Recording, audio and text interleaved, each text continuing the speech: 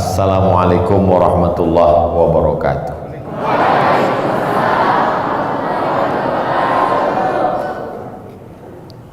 Anak raja pergi menyelam menangkap ikan. Dari bunyi sambutan salam nampaknya belum makan. Sudah makan itu justru kata orang Melayu, kalau tegang urat perut, kendur urat mata. Tidur itu nikmat Allah. Berapa banyak orang Barat, orang Amerika, orang Eropa, orang Jepang itu justru tidak bisa tidur. Jadi kalau ada anak-anakku yang tertidur itu nikmat besar. Cuman ditunda nanti malam, jangan sekarang. Saya ketemu dengan anak-anak sekalian, senang sekali karena memori saya kembali lagi ke pondok pesantren masa-masa di sanawiyah dulu. Itu kami kalau sholat subuh itu banyak yang sujud pertama sekaligus sujud terakhir, nggak bangun-bangun lagi. Tapi nanti jangan jadikan alasan besok subuh ditanya sama senior, kenapa nggak bangun? Ustadz Somad dulu gitu juga. Saya pulang tahun 2008 dari Maroko ke Pekanbaru. Kemudian saya diundang oleh komunitas macam-macam yang undang saya pengajian. Ada sekolah, ada kantor. Pernah saya ditelepon, Assalamualaikum. Waalaikumsalam. Saya guru dari SMP Anu. Ya. Bisa kami pakai Ustadz jam 9 besok pagi. Mau dia pakai pula saya. Macam-macam. Pernah ceramah ke pedalaman suku Terasing. Tapi kemudian saya pernah juga diundang ke rumah-rumah pejabat, istri-istri bupati, istri wali kota, ibu-ibunya pakai seragam warna biru khas batik. Siapa ini? BKMT, Badan Kontak Majelis Taklim. Mereka kenalkanlah, Ustadz Somad, kami adalah, biasanya BKMT ini ketuanya itu istri bupati, istri wali kota, istri gubernur yang suka pengajian. Ada juga yang nggak suka pengajian. Kalau dengar orang pengajian dia sakratul maut. Ada, tapi saya belum ketemu. Itu yang begitu itu biasanya di ruqyah. Orang di ruqyah ini dua kemungkinan. Yang pertama sehat, yang kedua mati kontan. Jadi gimana ceritanya ini ibu-ibu BKMT? Kami ini sebenarnya cabang saja Ustadz Somad. Cabangnya ratusan dari Jakarta. Pendirinya adalah Profesor Dr.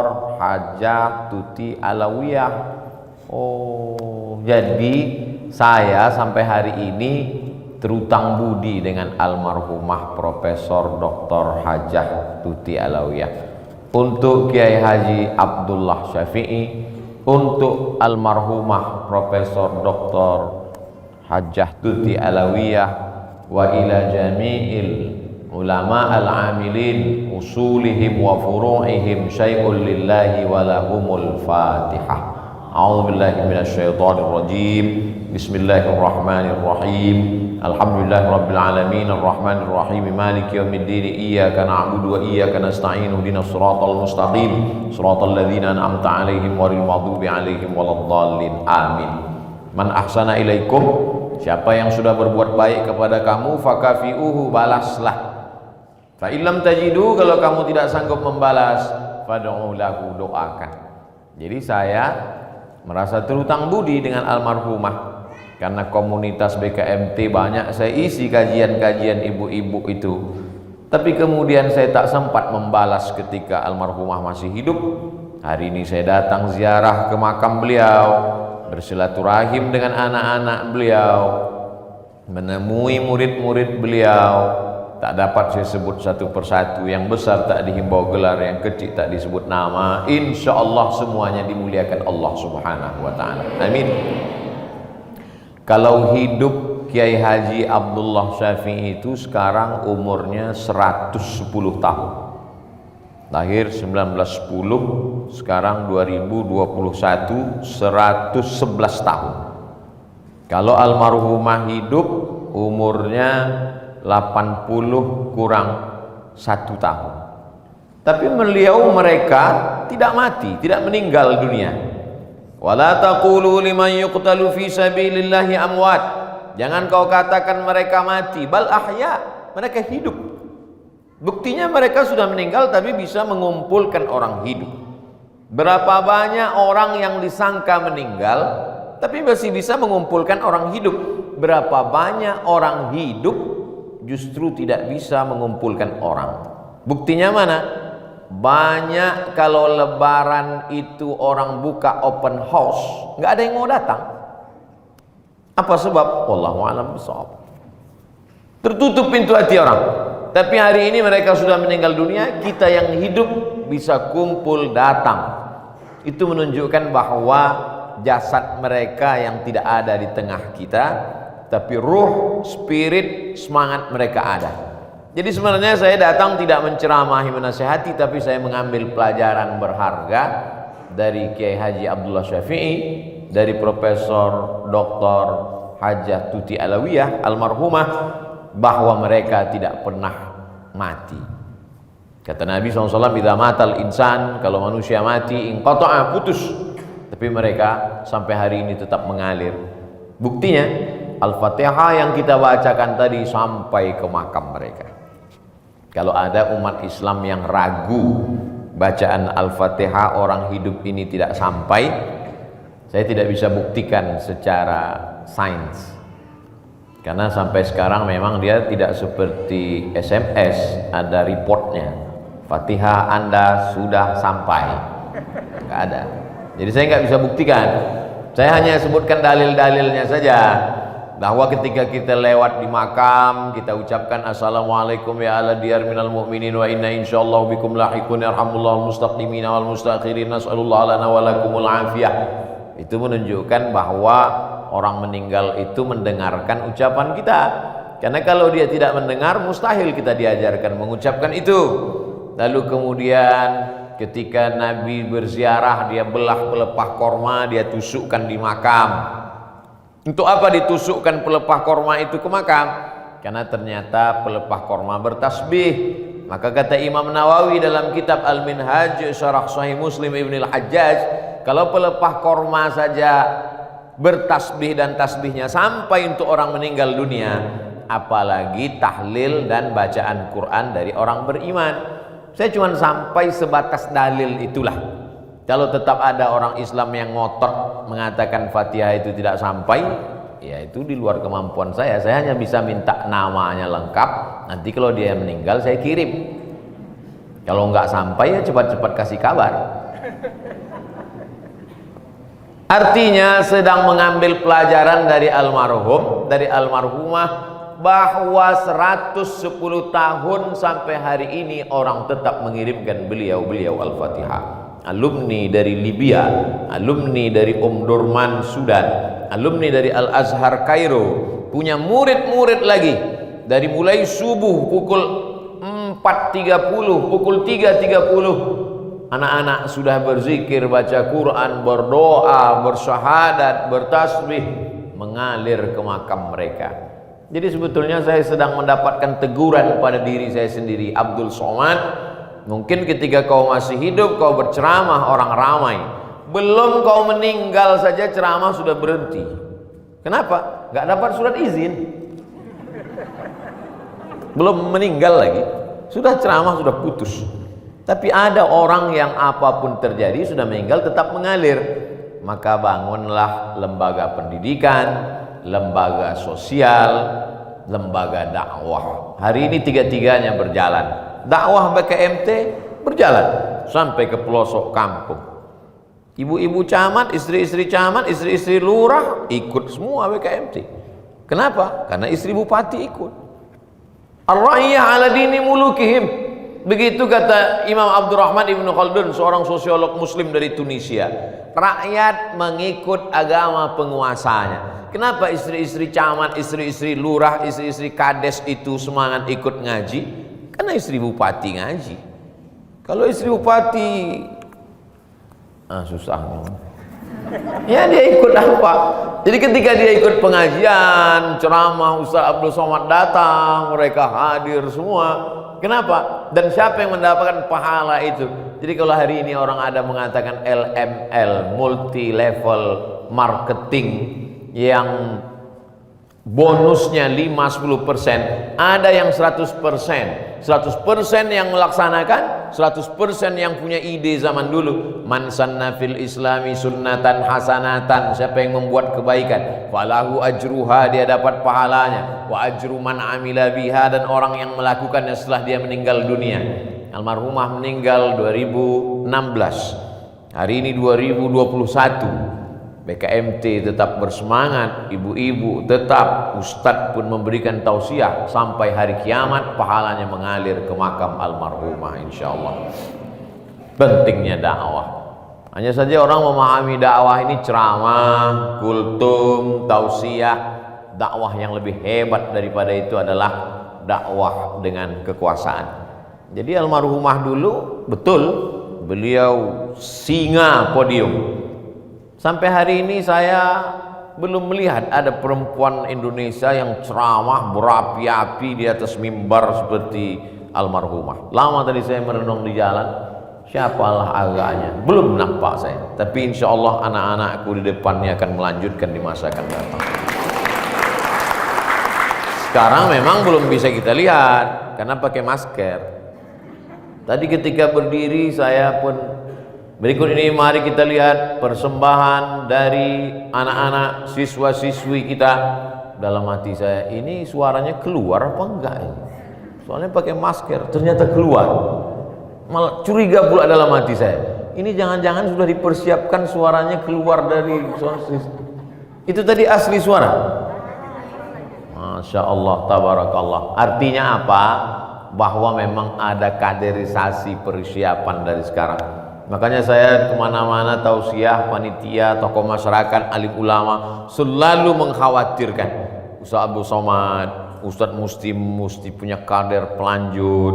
Mereka selalu mengkhawatirkan saya karena dia lihat saya kurus, dia tengok ini Ustaz ini nampaknya tak lama lagi, apalagi setelah Syekh Ali Jabir meninggal dunia, makin jamaah ketakutan. Mereka mendoakan mudah-mudahan Ustadz Abdul Somad, karena dia melihat dari abjad kan, Syekh Ali Jabir, ini Abdul Somad katanya.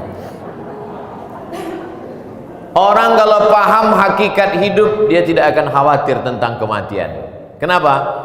Karena meninggal pun pahalanya tetap mengalir. Begitu juga dengan Syekh Ali Jabir, tetap mengalir sampai hari kiamat. Nah, ini pelajaran penting tentang dakwah. Tapi dakwah, ada seorang tokoh dakwah dari Kelantan, bahkan sempat menjadi menteri besar. Menteri besar itu artinya gubernur Kelantan. Kata dia dakwah itu hanya obrol-ngobrol di kedai kopi saja, kata dia. Saya ketika dia katakan dakwah itu seperti ngobrol di kedai kopi, tersinggung juga saya. Sakit juga hati saya. Masa kita ceramah mimbar sampai mau putus urat leher, apalagi kalau mikrofonnya rusak. Dia katakan ngobrol kedai kopi. Maksudnya setelah selesai dakwah pengajian habis. Tapi ternyata Asy-Syafi'iyah tidak demikian. Dia tidak hanya pada dakwah ceramah, tapi dalam lembaga pendidikan. Sehingga hari ini sampai 4 kampus perguruan tinggi. Ada fakultas ekonominya, ada fakultas macam-macam. Artinya orang bisa menjadi pakar hukum, bisa menjadi ekonom, bisa menjadi dokter spesialis. Sekolahnya bisa di Eropa, di Barat, dimanapun, tapi tetap dia adalah utamanya da'i. Jadi kalau orang memahami dirinya da'i, dia bisa jadi menteri. Menteri itu hanya pekerjaan sampingan, pokoknya adalah da'i. Dia bisa menjadi kapolda, dia bisa menjadi dandim, dia bisa menjadi camat, tapi itu hanya sebatas profesi dunia. Intinya adalah dai. Maka yang di hadapan saya ini adalah anak-anakku yang akan menjadi dai di masa akan datang, insyaallah. Amin. Dai dalam artian yang lebih besar. Sekarang kalau kita ambil pena, ambil kertas, coba anak-anak tulis apa yang dikatakan Bapak Ibu guru. Apel, dia tulis gambar apel. Jeruk, dia tulis gambar jeruk. Lampu, dia buat gambar lampu. Dakwah, dia buat gambar Ustadz Somad. Dia anggap dakwah itu ceramah, padahal ada dakwah yang tidak dengan ceramah, dakwah yang tidak dengan kata-kata. Itulah dia yang paling hebat, dakwah dengan perbuatan. Sekarang saya mau tanya anak-anak Ustadz, tolong fokus lihat Ustadz. Mana yang lebih mantap dakwahnya, Ustadz Somad apa polisi? Karena nggak ada polisi. Oke, sekali lagi untuk meyakinkan, mana yang lebih mantap dakwahnya, Ustadz Somad apa polisi? Yakin? Oke, jangan berpindah ke lain jawaban ya. Ustadz Somad. Ustadz Somad khutbah di masjid. Innamal khamru khamar wal maisir judi wal ansab menyembelih binatang untuk berhala, wal azlam mengundi nasib ramalan, rijusun najis min amali syaitan perbuatan syaitan, fajtanibu tinggalkan, khamar judi perbuatan syaitan. Begitu keluar masjid, di samping tempat dekat parkir masjid itu orang jual minuman keras. Gak berapa jauh dari tempat parkir itu, kira-kira jarak 1 kilometer. Di situ pula tempat orang main judi, main biliar, main gapli, main taruhan, sabung ayam dan lain sebagainya. Ustadz Somad gak bisa ceramah di situ. Gak mungkin Ustadz Somad datang ke tempat sabung ayam itu. Ya ayyuhallazina sabung ayam. Tapi ada Kapolres, polisi, tidak khutbah, tidak ceramah, cukup dengan pistolnya. Yang mau main judi silakan, silakan. Yang mau jual sabu-sabu, yang sakau, yang mabuk, silakan, silakan. Kira-kira orang lebih takut sama Ustadz Somad apa sama polisi? Tadi katanya Ustadz Somad, sekarang polisi. Jadi anak-anakku yang ada di depan Ustadz Somad, SD Islam, SMP Islam, SMA Islam, kepesantrenan, sholat berjamaah, hafal Al-Quran. Setelah ini akan ada yang jadi polisi, jadi tentara, jadi hakim, jadi pengacara, jadi lawyer, jadi pejabat. Amin. Itu yang Ustadz maksudkan dengan dakwah dengan kekuasaan. Ustadz Somad mengajak jamaah untuk bayar zakat. Wallazina yaknizuna adh-dhahaba wal fiddah, orang yang menyimpan emas dan perak, wala yunfiqunaha fi sabilillah, tidak mau membayarkan zakatnya, fabashshirhum bi'adzabin alim, sampaikan kepada mereka azab yang amat sangat menyakitkan. Ceramah. Tapi ada orang tidak pernah ceramah. Bupati, gubernur, wali kota hanya dengan tanda tangan saja. Seluruh pegawai Pemko, Pemda, PNS bayar zakat potong atas. Yang nggak mau bayar zakat akan dipindahkan ke dalam hutan. Kira-kira mana yang lebih efektif? Ceramah Ustadz Somad atau peraturan bupati, gubernur, wali kota tadi? Peraturan. Satu pena di ujung jari penguasa menjadi dakwah yang luar biasa, mengajak umat ke jalan Allah Subhanahu wa taala. Betul? Itulah yang sedang ada di hadapan Ustadz Somad. Di sini ada calon presiden. Di sini ada calon istri presiden. Di sini ada calon bupati, calon wali kota. Di sini ada calon supir angkot. Enggak ada satupun yang mengaminkan. Nanti pas acara reuni pesantren yatim tahun 2050, sebagian sudah meninggal. Ustaz Somad masih hidup. Itu siapa tuh yang datang pakai angkot? Itulah yang Ustaz doakan dulu. Loh, kok dia datang pakai angkot? Dia memang bawa angkot Ustaz, tapi seluruh angkot di DKI punya dia.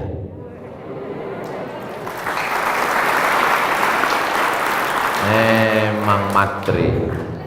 Tadi pas dibilang supir angkot nggak ada yang mengaminkan. Begitu dikatakan seluruh angkot DKI punya dia, amin.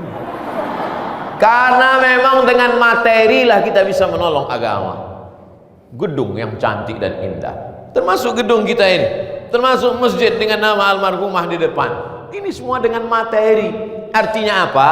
Anak-anakku sekalian mesti menjadi entrepreneur, menjadi businessman, menjadi pengusaha.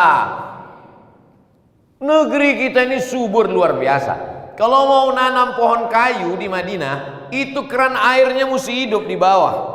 Tapi di tempat kita, pejam mata, campakkan saja batang kayu ke belakang, nggak usah lihat-lihat, 3 hari hidup.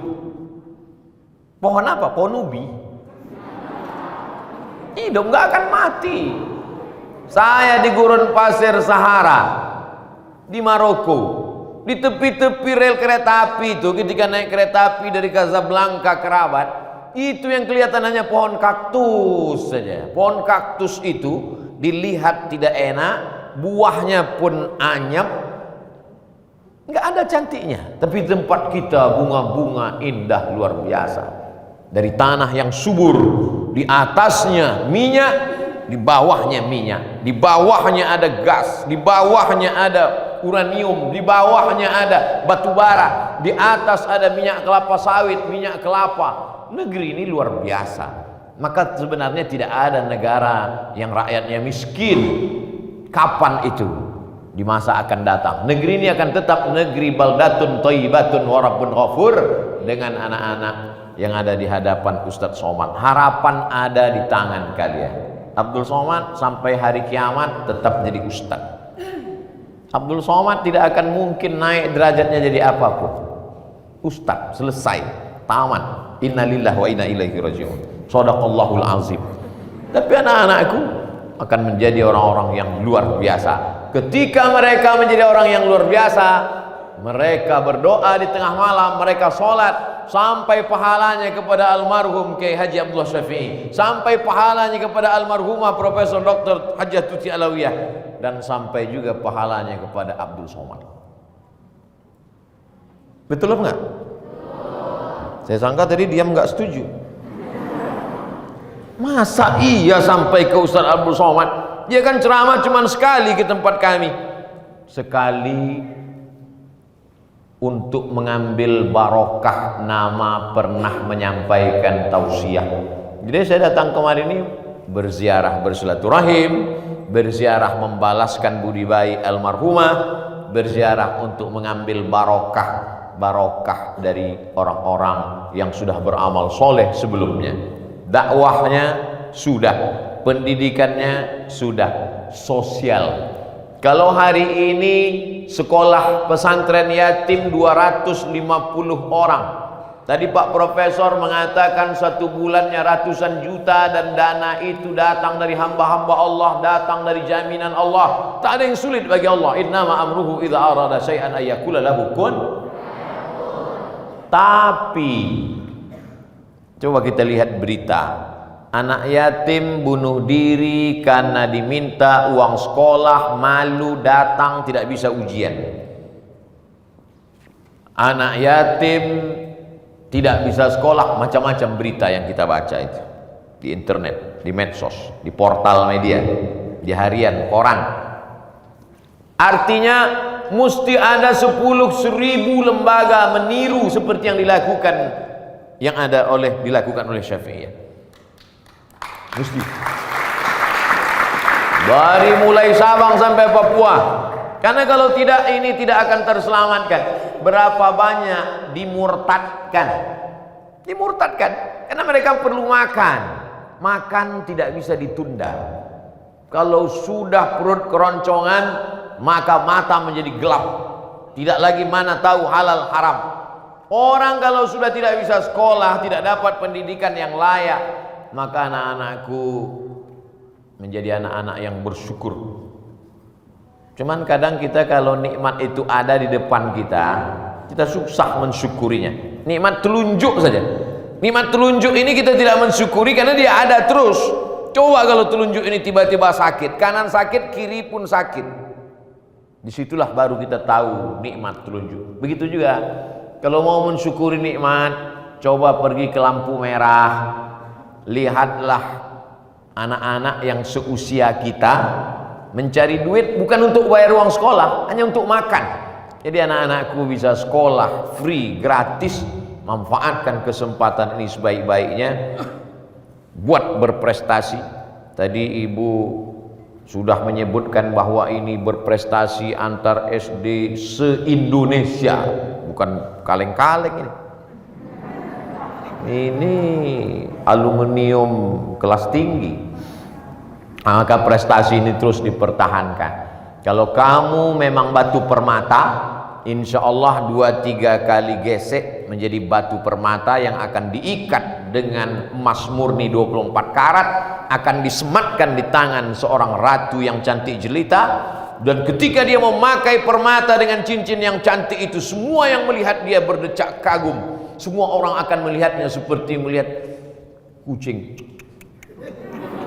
Kaget. Tapi kalau batu yang tidak berkualitas, setengah mati menggosoknya, tetaplah akan menjadi batu gilingan. Tapi batu gilingan pun tidak hina. Menjadi batu gilingan pun tidak berarti tidak bermakna. Dia tetap juga akan menjadi batu gilingan untuk sambal terasi. Tapi tentu posisinya masing-masing. Kami nggak paham apa yang Ustadz katakan. Nanti diulang 2-3 kali dengar, paham insya Allah. Tapi ceramah Ustadz kan cuma sekali. Tonton di Ustadz Abdul Somad Official, subscribe, like, and share. Karena aku yang dimuliakan Allah Subhanahu wa Ta'ala, dulu Ustadz sebelum ke Mesir itu pelatihan bahasa Arab dulu di Jakarta. Tempatnya tidak secanggih seindah Pusiba, pusat studi bahasa Arab. Tadi Pak Prof menunjukkan. Lihatlah Ustadz Somad, semua calon mahasiswa Al-Azhar Kairo, OIAA, Organisasi Internasional Alumni Al-Azhar, maka calon-calon siswa yang akan berangkat pelatihan bahasa Arab, Masya Allah cantik indah. Dulu Ustaz Abdul Somad pelatihan sebelum ke Al-Azhar Kairo 2 bulan. Semua yang orang Jakarta, Bekasi, Depok, Bogor pulang kalau hari Sabtu, hari Ahad, libur. Ustaz Abdul Somad dengan kawan-kawan dari Aceh, dari Madura, dari Kalimantan, dari Sulawesi tidak pulang. Tetap di Jakarta 2 bulan. Kosong, hari Ahad nggak ada kegiatan. Kemana kita, Mat? Ya kita jalan-jalan aja lah. Tapi kita kan bukan orang Jakarta. Ya bukan orang Jakarta kan nggak dilarang jalan-jalan di Jakarta. Naik metro mini lah kami sama kawan-kawan calon mahasiswa Al-Azhar. Terus kita berhenti di mana? Mana gedung yang paling tinggi kita berhenti? Oh kita berhenti di sini aja. Plaza Jakarta. Di tempat kami plaza itu mall. Turun naik ke atas ternyata bukan mall, kantor. Naik ke atas jalan-jalan. Tiba-tiba teman saya yang satu, loh mana si Anu tadi? Rupanya dia di belakang. Dia duduk nyantai di kursi. Saya jemput ke belakang. Kenapa saya katakan? Coba lihat kursi ini, Mat. Kenapa? Lihat harganya. Satu ini kursi 15 juta. Terus kenapa kamu duduk di sini? Mana tahu nanti kita mati, paling nggak pernah duduk di kursi 15 juta. Kursi kayu jati, satu kursi harganya 15 juta tahun 1998, 23 tahun yang lalu. sebelum kami ke Mesir. Kursi dari kayu jati, nun dari pedalaman hutan Jepara. Kayu jati di tengah hutan, tidak ada yang peduli dengan kayu jati di tengah hutan. Tapi ketika dia dipotong, dijemur, dikeringkan, dipahat, diukir, setelah dia cantik, dibawa ke Plaza Jakarta, semua orang ingin duduk di atasnya. Bahkan yang nggak punya duit pun duduk sebentar pun jadilah. Saya bilang, kamu ngawur apanya? Udah ayo kita jalan, ayo. Begitu dia pergi, saya duduk situ. Paling enggak aku pernah juga duduk di kursi 15 juta. Hanya ingin menjadi tempat duduk saja pun perjuangannya luar biasa. Artinya apa? Ketika anak-anakku sekarang kalian sedang berjuang, mungkin tidak dipandang orang, mungkin disepelekan orang, mungkin diremehkan orang. Tapi ketika kalian nanti sudah menjadi kayu jati 15 juta, mudah-mudahan tidak ada yang jadi kayu jati. Semuanya menjadi orang yang duduk di atas kursi kayu jati itu, insya Allah. Perjuangan itu orang hanya tahu setelah melihat hasilnya.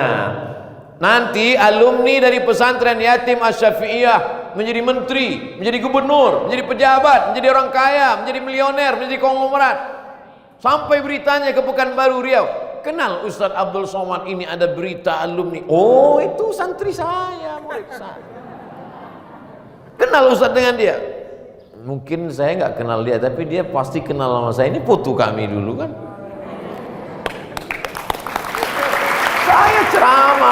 Saya ceramah di pesantren mereka dulu di tahun 2011 bulan 2021 bulan Januari. Saya ceramah di sana.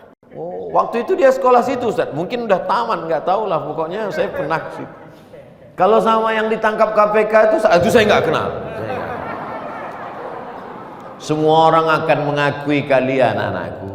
Semua orang akan bangga dengan kalian, termasuk Ustaz Abdul Somad. Sebetulnya apa yang dicari Abdul Somad keliling dari Sabang sampai Papua, pergi ke Australia, pergi ke Hong Kong, nggak jadi masuk karena dilarang. Yang dicari Abdul Somad itu apa sebetulnya? Saya nggak mau mencari apa-apa. Saya cuma mencari kenangan baik ketika kalian menjadi orang baik. Kalian punya istri, punya anak baik-baik, kalian punya santri baik-baik, lalu kemudian kalian bacakan Al-Fatihah, lapang kubur Abdul Somad, terang benderang alam barzah Abdul Somad. Di tengah malam kalian akan terbangun berdoa, kalian pejamkan mata kalian, kalian terkenang di mana kalian sekolah dulu. Ingat kalian pada profesor, ingat kalian kepada almarhumah, ingat kalian kepada almarhum kiai. Kalian bacakan, setelah kalian ingat-ingat, kalian pun ingat juga, oh iya Abdul Somad, almarhum Abdul Somad, Al-Fatihah. Sampai juga. Nanti jangan bacakan sekarang. Jadi supaya anak-anak paham, mindsetnya mesti diluruskan. Kalau tidak, dia akan hanyut dengan dunia, dengan segala macam pernak-pernik dunia yang menghanyutkan ini. Jadi cukup berziarah ke makam Profesor Dr. Hajjah Tuti Alawiyah, itu sudah pelajaran yang luar biasa. Wa kafa bil mauti wa'izah, cukup kematian sebagai nasihat. Singa Indonesia mengunjungi 5 benua. Beritanya tadi saya baca. Umur 9 tahun sudah membaca Al-Quran di Istana Negara di depan Presiden Soekarno. Bayangkan. 9 tahun.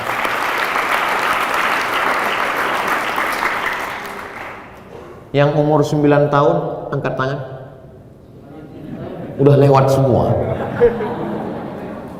Coba nanti menulislah supaya orang di masa akan datang tahu bahwa kau pernah hidup di masa lalu. Kalau almarhumah umur 9 tahun sudah berani baca Quran di depan Presiden Soekarno, kira-kira apa yang aku lakukan?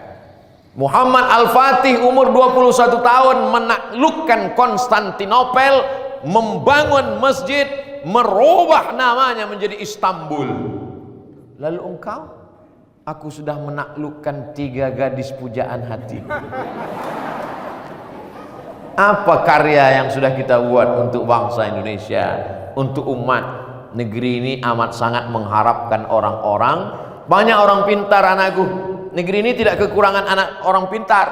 Coba baca berita yang korupsi-korupsi itu, rata-rata sekolahnya hebat-hebat semua. Bahkan beberapa yang itu doktor. Tapi ada yang kurang. Apa dia? Akhlakul karimah. Tidak berakhlak. Tak ada sopan santun. Kita kadang respect dengan orang itu bukan karena titelnya, bukan karena ilmunya. Banyak orang berilmu, tapi karena akhlaknya. Tertawan hati kita karena budi pekertinya. Tertawan hati kita karena kebaikan ketulusannya. Makanya Allah tidak ada memuji Nabi Muhammad SAW. Ya Muhammad, solat tahajudmu sampai kakimu bengkak. Nggak ada. Ya Muhammad, engkau pergi ke Makkah bolak-balik setahun 2 kali. Nggak ada. Tapi yang dipuji Allah apa? Wa innaka la'ala khuluqin azim. Akhlakmu. Saya menemukan akhlak yang luar biasa pada anak-anakku sekalian. Maka akhlak ini mesti kita jaga sampai hari kiamat insyaallah. Amin. Akhlak ini tidak bisa dituntut, tidak bisa dipelajari. Dia hanya diamalkan dalam kehidupan kita. Pandai merasakan perasaan orang lain. Ada penyakit yang diderita oleh anak-anak yang dibesarkan oleh nenek. Apa penyakitnya? Penyakit nggak bisa mengikat tali sepatu. Pernah dengar penyakit ini? Belum kan?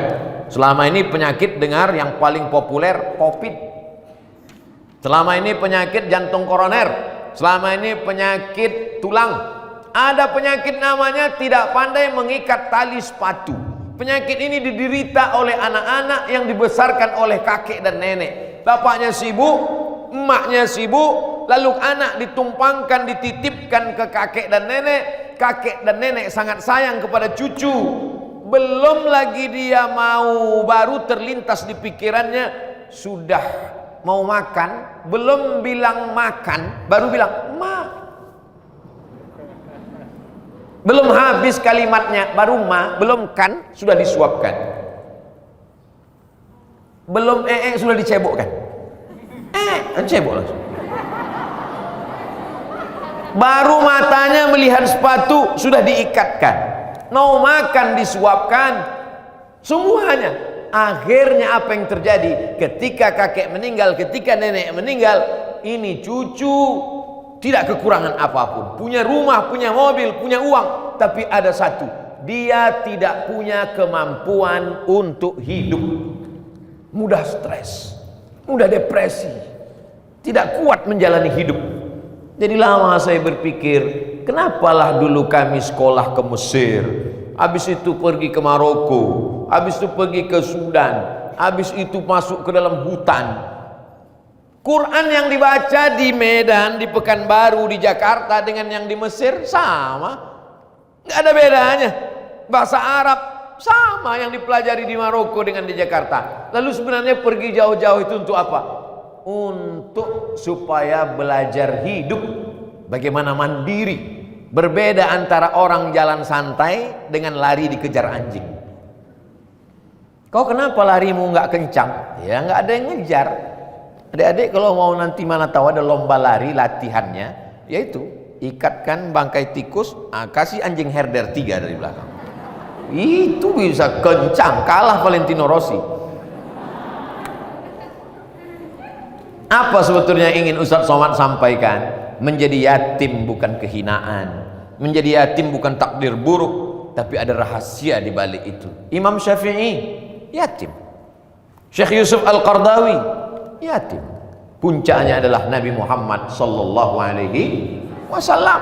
Dia menjadi raja. Orang nggak heran. Kenapa dia raja? Karena bapaknya raja, karena kakeknya raja. Tapi kalian menjadi orang sukses. Apa dia? From zero to hero. Dari nol menjadi berprestasi. Jadi jangan pernah menyalahkan takdir, jangan pernah menjelekkan nasib. Allah punya cerita skenario yang indah di balik kehidupan kalian, supaya kalian mandiri, supaya kalian berhasil, supaya kalian punya cita-cita tinggi. Cita-citanya gantungkan setinggi bintang di langit, tapi kaki kalian tetap menginjak di bumi. Jangan sampai kaki kalian tidak injak bumi, karena yang tidak menginjak bumi itu hantu. Apa maksudnya cita-citanya setinggi bintang? Terserah cita-cita mau jadi apa, kakinya tetap nginjak di bumi, tetap rendah hati, tetap tawaduk, tetap mendoakan, tetap taat kepada guru, kakak-kakak kelas dan abang-abang sekalian. Saya mulai jam 5, sekarang sudah jam 5.40. 40 menit kebersamaan kita ini insya Allah bernilai amal soleh. Banyak hal, banyak kata-kata yang tidak berkenan di hati, menyinggung perasaan hamba Allah yang dhaif, di depan profesor, depan ketua pembina, depan ketua yayasan, depan ketua BKMT, di depan Bapak Rektor. Saya mohon maaf. Ala hazihin niyah wa kulli niyatin salihah. Al-Fatihah. A'udzubillahi minasyaitonir rajim. Bismillahirrahmanirrahim. Alhamdulillahirabbil alamin arrahmanir rahim maliki yaumiddin. Iyyaka na'budu wa iyyaka nasta'in. Ihdinas siratal mustaqim. Siratal ladzina an'amta 'alaihim ghairil maghdubi 'alaihim waladdallin. Amin. Allahumma anzilir rahmata was salamata wal barakata ala hadhil jamaah. Turunkan keselamatan, kerahmatan, keberkahan kepada seluruh jamaah ini ya Allah. Bil khusus para pemimpin-pemimpin kami, ketua yayasan, ketua pembina, Bapak Rektor, ketua badan kota majelis taklim, tawil umurahum, panjangkan umur mereka. Barik lahum fi umurihim, umur yang panjang itu berikan keberkahan untuk umat ya Allah.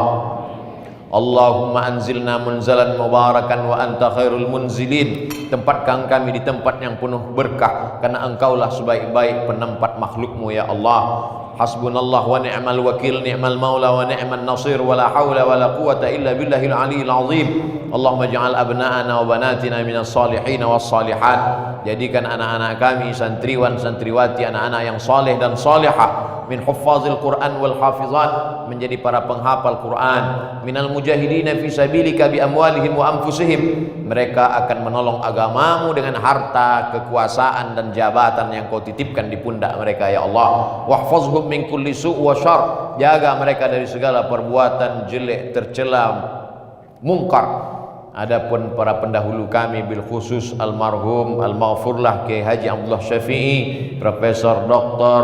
Hajah Tuti Alawiyah, usulihim wa furu'ihim, para pendahulu mereka, anak cucu keturunan mereka yang masih hidup, berikan mereka istiqamah iman dan Islam. Yang sudah mendahului kami, jadikan kubur mereka salah satu dari taman-taman surgamu ya Allah. Allahumma ighfir lahum warhamhum wa'afihim wa'fu anhum wa akrim nuzulahum wa wasi' madkhalahum waghsilhum bil ma'i wal thalji wal barad wa naqqihim minal khataaya kama yunqqa ath-thawbul abyadu minad danas wa abdilhum daran khairan min darihim wa ahlan khairan min ahlihim wa qihim min fitnatil qabri wa adzabil nar. Allahumma la tahrimna ajrahum wa la taftinna ba'dahum waghfir lana wa lahum wa li ikhwanina alladhina sabaquna bil iman wa la taj'al fi qulubina ghillan lil ladzina amanu rabbana innaka ra'ufur rahim. Allahumma khtim lana bi husnil khatimah wa la takhtim alaina bi su'il khatimah. Allahumma ja'al akhir kalamina inda intihai ajalina. Jadikan akhir kalam kami ketika ajal kami tiba, yang keluar dari mulut kami la ilaha illallah Muhammadur Rasulullah sallallahu alaihi wasallam. Wa adkhilnal jannata ma'al abrar. Masukkan kami ke dalam surga. Pertemukan kami dengan Kiai Haji Abdullah Syafi'i. Pertemukan kami dengan almarhumah Profesor Dr. Hajah Tuti Alawiyah. Pertemukan kami dengan Sayyidina wa Maulana Muhammad sallallahu alaihi wasallam. Rabbana atina fid dunya hasanah wa fil akhirati hasanah wa qina adzabannar. Wa sallallahu ala sayyidina Muhammad wa ala alihi wa sahbihi wasallam. Walhamdulillahi rabbil alamin. Taqabbalallahu minkum minna wa minkum taqabbal ya karim. Terima kasih, mohon maaf. Wassalamualaikum warahmatullahi wabarakatuh.